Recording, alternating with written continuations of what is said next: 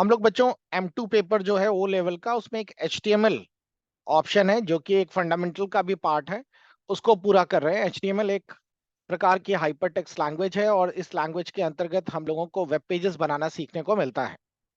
ये common syllabus है बहुत सारे कोर्सेज में, इसीलिए हम लोग कंबाइंड बैच चला रहे हैं।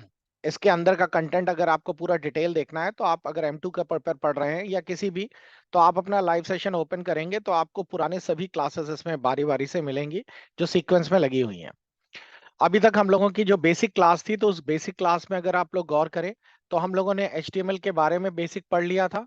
उसके साथ साथ फिर हम लोगों ने बच्चों आगे पढ़ा था कुछ बेसिक टैग्स जो हमें जरूरी थे। हम लोगों ने वो टैग्स फिनिश किए थे, जिसमें कि अगर मैं आप लोगों को पूरे टैग्स दिखाऊं तो हम लोगों ने लास्ट टैग्स खत्म किया था जिसका नाम था OL, और ऑर्डर्ड लिस्ट और अनऑर्डर्ड लिस्ट। ध्यान है सभी को? अच्छा, मेरे को बताइए उस टैग का क्या नाम था जिससे कि आपका कंटेंट लेफ्ट राइट मूव करता रहता है? Marquee tags. तो मार्क्यू टैग से हम लोग लेफ्ट राइट मूव करा सकते हैं। क्या इससे ऊपर नीचे भी हो जाता है? ऊपर नीचे भी कर सकते हैं, और उसके लिए मार्क्यू का आप लोगों को एट्रीब्यूट्स टाइप करना पड़ता था। चलिए आगे भी देख लेते हैं हम लोग।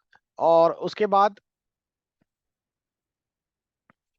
कोई बता सकता है वो कौन सा टैग था जिससे कि अगर हम लोगों को कुछ लिखना है, कोई कंटेंट लिखा हुआ है, तो उसे लिखने के बाद उसका कलर चेंज कर सकते हैं? हाँ बिल्कुल सही है, फॉन्ट टैग की मदद से हम लोग कलर्स चेंज कर सकते हैं। क्या फॉन्ट टैग से आप लोग कलर्स के साथ साथ लिखावट भी चेंज कर सकते हैं? उसके लिए क्या लिखना होता था?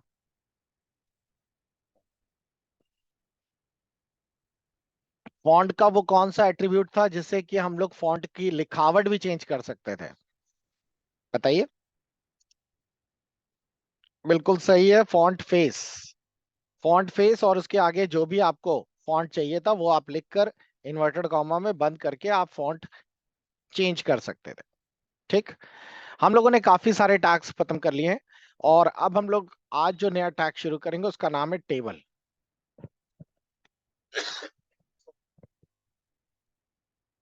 टेबल टैग बच्चों इंपॉर्टेंट है और इससे कई क्वेश्चंस भी जनरेट होते हैं। चलिए देखिएगा ध्यान से। टेबल को हम लोग साधारण शब्दों में सारणी भी कहते हैं। जैसे मैं अगर आप लोगों को दिखाऊं टेबल, तो आपके स्क्रीन पर एक मैं ऐसे टेबल डिजाइन कर देता हूं। ये रहा हमारा टेबल। देखिए इस तरीके से हम लोगों ने टेबल बना लिया है। और अगर आप लोग गौर से देखें तो ये जो टेबल हम लोग बना रहे हैं इस तरीके का टेबल है। ठीक। तो ये जो आपको टेबल दिखाई दे रहा है बच्चों, इस टेबल में अब हम लोग अगर बाद में डिस्कस करें तो ये जो टेबल आप लोगों ने देखा है, इस टेबल के अंदर आप लोगों को दिखाई देगा कई रोज और कई कॉलम्स हैं। तो हम लोग इस पर्टिकुलर, ये जो आप लोगों को ऊपर से अगर मैं यहाँ दिखाऊं तो ये आपका कहलाता है, ये है हमारे टेबल्स के कॉलम्स, और ये कहलाते हैं टेबल्स की रोज। ठीक। ये जो एक पहला वाला जो हेडिंग्स है, यानी पहला वाला जो सेल है, इसको कहते हैं टेबल हेडिंग। टेबल की हेडिंग है ये जो है ये टेबल की रो है पहली, TR कहलाती है, टेबल रोज है। इसी के साथ साथ अगर हम लोग इस टेबल्स के अंदर बैकग्राउंड में कलर भरना चाहें तो वो भी पॉसिबल है। टेबल का भी अपना बीजी कलर होता है। जैसे आपको याद है आप लोगों ने कलर्स पढ़ा था तो उसमें आपने बैकग्राउंड में डालते थे बॉडी के अंदर, तो बॉडी में डालने से क्या होता था, सारे पे आ जाता था। इसमें अगर आप डालेंगे तो एक सेल पे ही आएगा। इसी के साथ साथ अगर टेबल के सेल के अंदर अगर आप कुछ लिखते हैं, जैसे मैंने यहाँ पे लिखा H, तो ये जो जगह है इस जगह को आप लोग फैला सकते हैं। इस जगह को हम लोग कहते हैं पैडिंग। पैडिंग का मतलब होता है आसपास की जगह। आप इसको इस तरह याद रख सकते हैं, जैसे अगर आपके पास एक खाली गत्ता है और इस खाली गत्ते में मान लीजिए आपको लैपटॉप रखना है, कोई भी सामान रखना है, तो सामान छोटा है, अगल बगल का गत्ता ज्यादा बड़ा है, तो ये जगह बचेगी ना उसको, तभी तो, नहीं तो ये सामान हिलता डुलता रहेगा। तो आप लोग क्या करेंगे, इसके अंदर अगल बगल थर्माकोल भर देंगे, और उस समय इस थर्माकोल को क्या कहेंगे, पैडिंग है ये, ताकि वो सामान फिक्स हो जाए। ठीक। ये तो पता ही है, ये टेबल का बॉर्डर है, टेबल की हाइट और विड्थ ये है। तो हम लोग ये सारी चीजें डिजाइन करेंगे टेबल बनाने के लिए, और फिर उस टेबल के अंदर हम लोग लिख भी सकेंगे। तो हम देखते हैं ये टेबल कैसे बनता है। उसके लिए सिंपल से कुछ छोटे छोटे टैग्स हैं, तो मैं आपको डिजाइन करके दिखाता हूं, फिर आप लोग इसे बनाइएगा। सबसे पहले हम लोग सबलाइन ओपन कर लेते हैं। आप लोगों को मैंने एक और सॉफ्टवेयर बताया था जिसका दूसरा नाम क्या था, वो था आपका नोटपैड प्लस प्लस। अच्छा, जो बच्चे आगे चलकर ओ लेवल के एग्जाम्स देंगे, यानी कि आप लोगों में से बहुत सारे ऐसे स्टूडेंट्स हैं जो ऑनलाइन पेपर देते हैं, तो उसमें कैसे पेपर होता है वो भी मैं दिखा देता हूँ। जैसे ये गवर्नमेंट साइट है नैलिट, और इसमें पेपर देने के लिए उन्होंने एक सैंपल दे रखा है, जिसकी मदद से आप लोग यहाँ देखिए ये दिया गया है कि आप लोग ओ लेवल का ऑनलाइन M2 का पेपर देना है, जिसे हम प्रैक्टिकल 2 कहते हैं, तो वहां पर कैसे प्रैक्टिकल होता है। तो अभी तो हमारे पास एक अपना सॉफ्टवेयर है, और उस सॉफ्टवेयर पे हम लोग एग्जाम दे रहे हैं या फिर प्रैक्टिस कर रहे हैं। अगर हम लोगों को कोई दूसरा करना है तो उस पे कैसे देंगे, मैं ऑनलाइन का एक एग्जांपल बता रहा हूं, उससे आपको आइडिया हो जाएगा। तो अभी आप लोग देखने जा रहे हैं, ये ऑनलाइन पेपर है, ये वेब डिजाइनिंग का पेपर है, और गवर्नमेंट इसी का एग्जाम कंडक्शन कराती है। और ये पेपर देने का तरीका ऑनलाइन कैसे रहता है। ऑफलाइन में तो आपके पास अपना सॉफ्टवेयर है, आपने खोला, उस पर टाइपिंग कर दी, सेव कर दिया, और सेव करने के बाद उसका आउटपुट देख लिया। लेकिन जब मैं आपको उसकी जगह ऑनलाइन दिखाता हूं तो उससे आपको एक आइडिया लग जाएगा। इसको लोड होने दीजिए। और अब जैसे ही मैं इसमें प्रोसीड करूंगा, आप लोगों को दिखाई देगा ये एक फॉर्म खुल जाएगा। ये देखिए ये खुल गया। यहाँ पर क्वेश्चंस दिया रहता है, आपको यहाँ पर पूरा क्वेश्चन टाइप करना होता है, और इधर पे प्रीव्यू भी आता रहता है। आप देख रहे होंगे बॉडी वगैरह सब लिखा हुआ है, बस इसी के बीच में आप लोग टाइप करना शुरू करिए। क्लियर। तो मैंने यहाँ पर कोई भी एक टैग ले लेता हूँ। मैंने यहाँ पे लिखा, लास्ट डे हम लोगों ने कौन सा टैग पढ़ा था, लास्ट डे का टैग याद दिलाइए, ऑर्डर्ड लिस्ट था, ओएल। तो ओएल मैंने लिखा, और देखिए ये भी सबलाइन का ही पार्ट है, अपने आप ओएल लिख गया। ओएल के अंदर मुझको 3-4 पॉइंट्स लिखने हैं, तो मैं क्या लिखता था, एलआई। एलआई का मतलब लिस्ट, और इसमें हम लोगों ने यहाँ पे कोई डाल दिया, मान लो सिटी। ठीक। सिटी के अंदर मैंने यहाँ पर एक एलआई और लिख दिया, इधर पे मैंने लिख दिया कानपुर, फिर एक एलआई और लिख दिया, और इधर के अंदर मैंने लिख दिया लखनऊ। अब ये तो मैंने टाइप कर दिया पूरा पूरा। इसका आउटपुट यही देख सकते हैं, देखिए यहाँ दिया रहता है सबमिट कोड। आप सबमिट कोड करेंगे, देखिए आउटपुट आ गया। आया सभी को समझ में। तो इस तरीके से बच्चों हम लोग बाईं तरफ कोडिंग करेंगे और दाईं तरफ उसका आउटपुट ले सकते हैं। आप लोगों ने यहाँ पर फिर से थोड़ा सा चेंज किया, ओएल एक और लिख दिया, और इस ओएल, अब इसमें कट कॉपी पेस्ट सब चलता है, और यहां पर एक और लिख दिया। क्लियर। अब मैं इसको करूंगा तो इससे क्या होने वाला है, सिटी क्या है, मेन हेडिंग बन जाएगा, और ये दोनों सब हेडिंग बन जाएंगे। तो जब मैं इसका आउटपुट दिखाऊंगा तो देखिए मेन हेडिंग आ गया, ये सब हेडिंग आ गया। इस तरह करके बच्चों आप लोगों को एग्जाम्स होता है। तो ये प्रैक्टिकल का पेपर होता है, इसमें 3 क्वेश्चंस आते हैं। एक फॉर्म बनाने का दिया हुआ है इन लोगों ने, ये भी आपको कोड करना भी सिखाया जाएगा, और एक मल्टीप्लाई करना है और ऐड करना है, ये भी आपको बताया जाएगा। और पहला पेपर तो हाइपरलिंक का है, ये भी आपको करना होता है। क्लियर हो गया। अब देखिए इसमें बच्चे चालसाजी क्या करते हैं। चालसाजी का इन द सेंस, आजकल एआई का जमाना है, तो कुछ लोग ऐसे हैं जो एग्जाम, भाई एग्जाम चल रहा है तो एग्जाम तो ऑनलाइन ही चल रहा है। ऑनलाइन चल रहा है कि यानी इस सिस्टम पे नेट चल रहा है। अब वो बच्चा बेचारा भोला, उसको आता था नहीं, तो उसको बस इतना पता था एआई एक ऐसी चीज है जिससे ये सारी चीजें पॉसिबल हैं। तो तुरंत उसने एआई यानी कि गूगल बार्ड, एक डिवाइस आता है, आप बार्ड यूज कर सकते हैं। आजकल बार्ड अपडेट हो गया है, जेमिनी में बदल गया है। या फिर दूसरा एक और है, और उसका नाम आप लोग जानते होंगे, चैट जीपीटी। इसके बहुत सारे एड्स आते रहते हैं यूट्यूब पे। एक मैडम पढ़ा रही हैं, एक बच्चा आया, उसने मैडम की जो ब्लैक बोर्ड में पढ़ा रही थी उसकी फोटो खींची और खट से यहाँ पे लगाया, पूरा कोडिंग तैयार, कुछ पढ़ना ही नहीं पड़ा। तो इसमें भी बच्चा होशियार है, वो क्या करता है, यहाँ से उठा के इतनी चीज क्या करता है, कंट्रोल सी, और चैट जीपीटी में गया, और यहाँ पे लिखा कंट्रोल वी, और एंटर मार दिया, ले चैट जीपीटी कर डाले, हुई गवा। बस पूरा क्वेश्चन तैयार है। अब यहाँ करो कॉपी, और फिर यहाँ पे जाकर क्या कर दो, हाँ ये तो सबको पता है। सब तैयार हो गया। आया सभी को समझ में। लेकिन ये तो मतलब मैंने एक जुगाड़ बता दिया कि ऐसा है ऑनलाइन करने का, इस तरीके से भी लोग कर लेते हैं। लेकिन हमारा मेन मोटिव ये नहीं है, हमारा मेन मोटिव है कि आपको आना चाहिए। तो ऑनलाइन कैसे होता है एग्जाम्स, क्लियर हुआ सभी का? चलिए अब हम लोग अपने मेन टॉपिक पे आते हैं जिसका नाम था टेबल टूल्स। तो टेबल टूल्स में हम लोग किस तरीके से करेंगे बच्चों? टेबल टूल्स का बहुत ही सिंपल सा तरीका है। आप लोगों को सबसे पहले बॉडी के अंदर यहाँ पर टेबल टैग लिखना पड़ेगा। तो मैंने यहाँ पे टेबल टैग लिखा, और टेबल टैग जैसे लिखा है वैसे ही टेबल टैग बंद भी किया हुआ है। ठीक। टेबल टैग में आपको सबसे पहले रो लिखनी पड़ती है TR, ये टेबल की पहली रो है। और उसके अंदर हम लोगों ने दे दिया टेबल की हेडिंग्स। टेबल्स की हेडिंग्स के अंदर हम लोग दो हेडिंग्स डालेंगे। पहली हेडिंग में हमने लिख दिया नेम, और दूसरी हेडिंग्स में हम लोगों ने लिख दिया है, मान लेते हैं नेम लिख दिया और सिटी लिख दिया। ठीक। अब इसको समझिए, ये मैंने जो लिखा है ये क्या है? ये एक हमारा टेबल बन रहा है ऐसा, और इस टेबल के अंदर दो पार्ट हैं। एक में लिखा हुआ है नेम, और एक में लिखा हुआ है सिटी। ये जो है ये पहली TR है। TR का मतलब मैंने क्या बताया था? Table row. और ये जो सबसे ऊपर वाले होते हैं ये क्या होते हैं? Table headings. तो ये तो बात हो गई, इतने इतनी चीज जो थी वो ये है। एक रो तैयार हो गई। अब इसके नीचे वाली एक रो और बना ली जाए। नीचे वाली एक रो और कैसे बनाएंगे? मैंने इसी को उठा के कॉपी और नीचे वाले पे पेस्ट कर दिया। और अब ये हेडिंग नहीं है, अब ये टेबल डेटा है।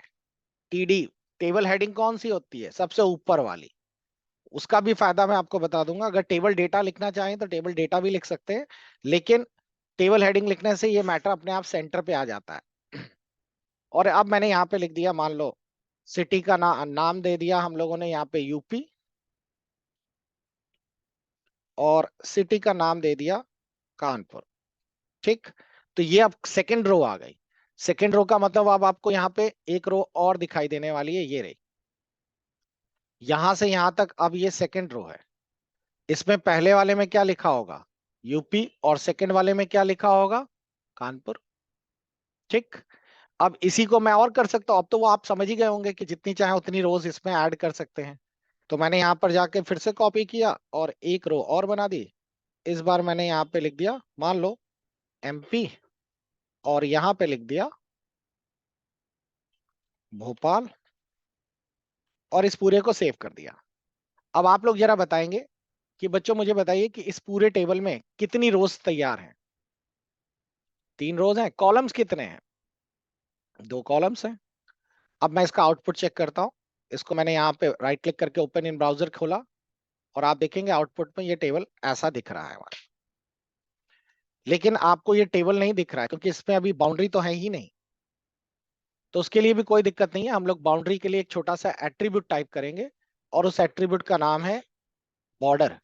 तो टेबल के अंदर जाइए और यहाँ पे लिखिए बॉर्डर, और बॉर्डर कितना मोटा चाहिए वो यहाँ लिख दीजिए। तो बॉर्डर में मैंने लिख दिया 2। और अब मैंने जाकर इसको रीलोड किया, तो अब आपको टेबल जैसा फील होने लगा होगा। आया सभी को समझ में? अब वो आप पे डिपेंड करता है कि इसके अंदर और क्या क्या एट्रीब्यूट्स कर सकते हैं। तो पहला तो यहाँ से एक क्वेश्चन का पहला पार्ट पूरा होता है। इसकी एक फोटो ले लीजिएगा आप लोग। तो पहली एक्सरसाइज ये करनी है आप लोगों को।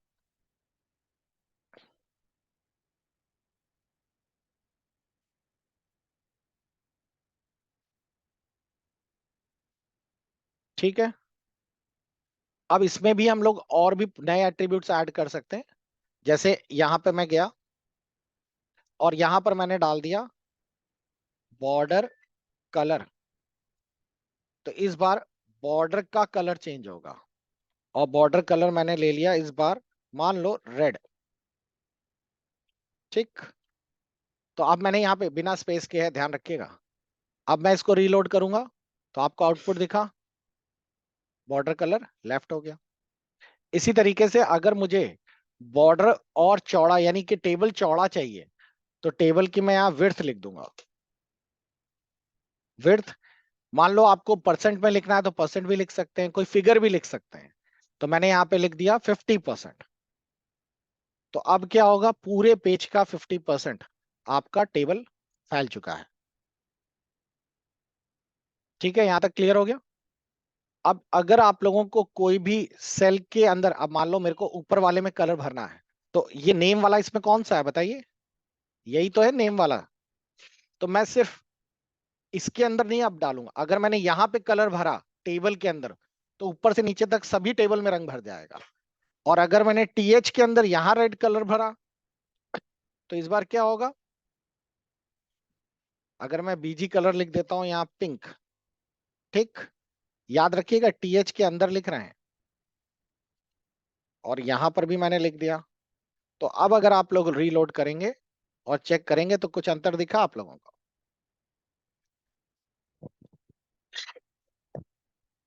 तो मेरे ख्याल से आपको टेबल्स अब समझ आ रहा होगा। इसी तरीके से अगर हम लोगों को टेबल्स के अंदर, तो चलो ठीक है, टेबल्स को चौड़ा करना है, विड्थ फैलानी है या उसके हाइट बढ़ानी है, तो हम वो सब चीजें भी कर सकते हैं। इसके लिए एक बहुत आसान है, आप लोग यहाँ पे डालिए सेल स्पेसिंग, आपको अभी अंतर दिखने लगेगा। यहाँ लिखेंगे सेल स्पेसिंग, और सेल स्पेसिंग मैंने लिख दी 10। तो नाम से ही समझ आ रहा है, सेल स्पेसिंग वर्ड का मतलब होता है सेलों के बीच की स्पेस। अब मैं रीलोड करूंगा इसे, तो आपको दिखाई देगा, देखिए सेलों के बीच की स्पेस ऐसे फैल रही। आया समझ में। तो सेल स्पेसिंग हम लोग इस तरीके से फैला सकते हैं। ज्यादा हो गया तो 5 कर देते हैं। तो अब आपको दिखाई देगा ये सेल थोड़े से पास पास आ गए। ठीक। इसी में एक वर्ड आता है सेल पैडिंग, जो मैंने आपको बताया था। तो हम लोग सेल पैडिंग कर देते हैं। सेल पैडिंग इसी में आप टाइप करते चले जाइए, चाहे तो नीचे एंटर कर दीजिए, उससे कोई फर्क नहीं पड़ता। मैंने यहाँ लिखा सेल पैडिंग, और सेल पैडिंग में 10 कर दिया।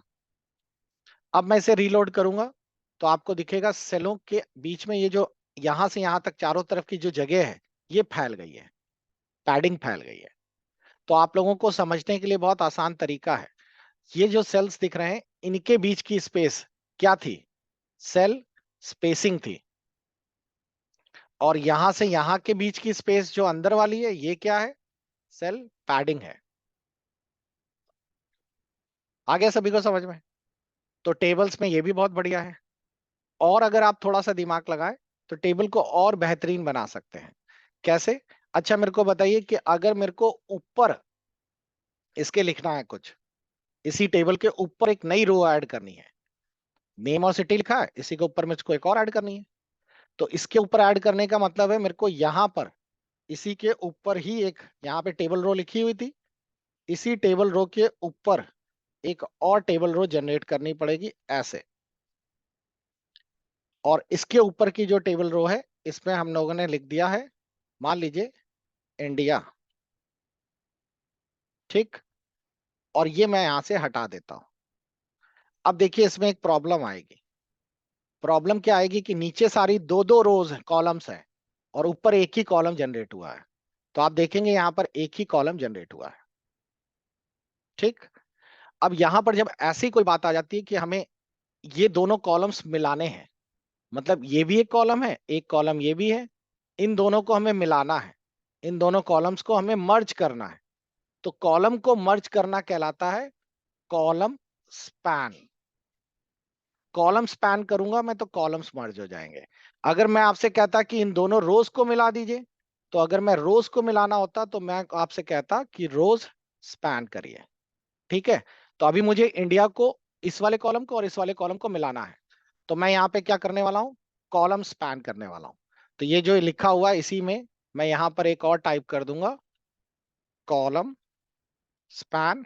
और कितने कॉलम मेरे को मिलाने हैं, 2। ठीक। और अब मैंने इसको रीलोड कर दिया।